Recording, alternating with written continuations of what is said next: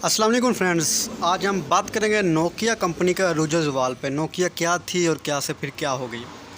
Nokia एक दहाई के अरूज ज़वाल की दास्तान है। नोकिया एक सनती शहर है जहां रबर, टायर, टेक्सटाइल की सनतें हैं। लेकिन इस शहर की अहम बात नोकिया पेपर मिल है जो 1865 में कायम की गई।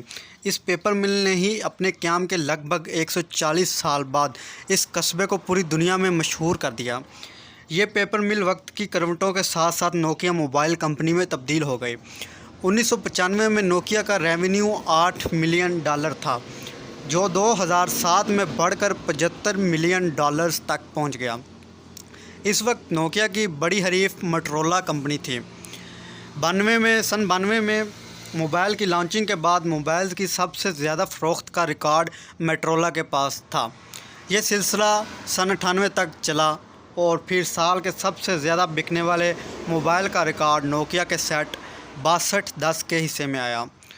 सन 99 में भी साल के सबसे ज़्यादा मकबूल मोबाइल का एजाज़ नोकिया के पास ही रहा। जब नई सदी का सूरज तुलू हुआ तो इसने जहां दुनिया को नई जहतें दिखाईं, वहां नोकिया को भी एक नई जला बख्शी।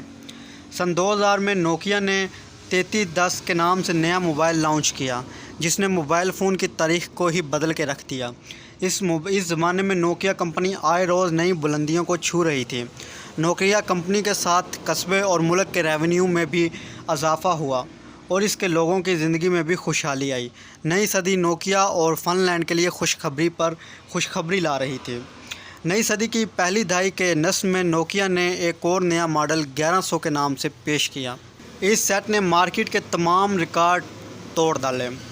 इस मोबाइल की तकरीबन 250 मिलियन सेट फ़रोख्त हुए। नोकिया इस वक्त अपने अरूज पर था। वो मोबाइल इंडस्ट्री के करता धरता थे और जैसे सभी कुछ उनके हाथ में था। नोकिया ने आइंदा आने वाले बरसों में मार्केट में अपनी गिरफ्त मजबूत की। 2005 में भी नोकिया दुनिया भर की 32% मार्केट पर काबज़ था।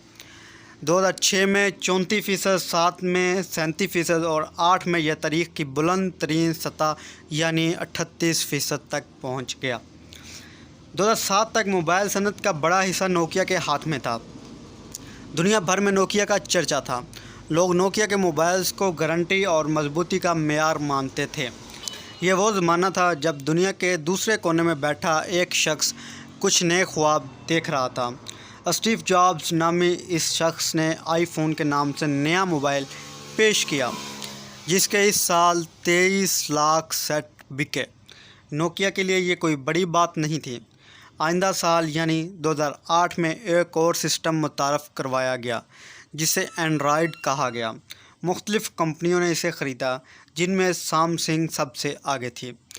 अब मार्केट 3 हिस्सों में बट गई। बदकिस्मती से नोकिया वालों ने आने वाले नए रुझानात पर गौर नहीं किया और अपने आप में मगन रहे, जिसके बायस आइंदा साल मार्केट में इनका शेयर कम हो गया और सैमसंग के शेयर में किसी कदर इजाफ़ा हुआ।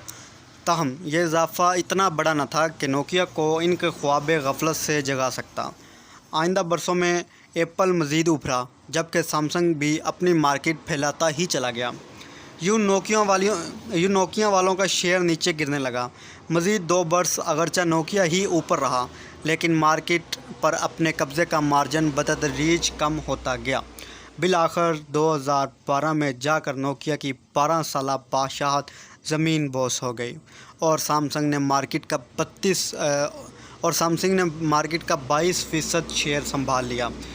यही वो मौका था जब नोकिया कंपनी के कान पर ज़रा जूं रेंगी और इन्होंने लूमिया के नाम से एक नया स्मार्टफोन डिवाइस पेश की, जो खातर ख्वाह कामयाबी हासिल ना कर सके।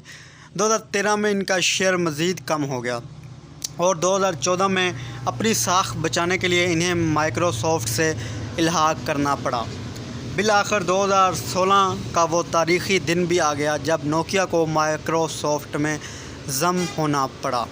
इस तकरीब के मौका पर आंसू बहाते हुए नोकिया के CEO का कहना था कि हमने कुछ गलत तो नहीं किया, लेकिन हम हार गए।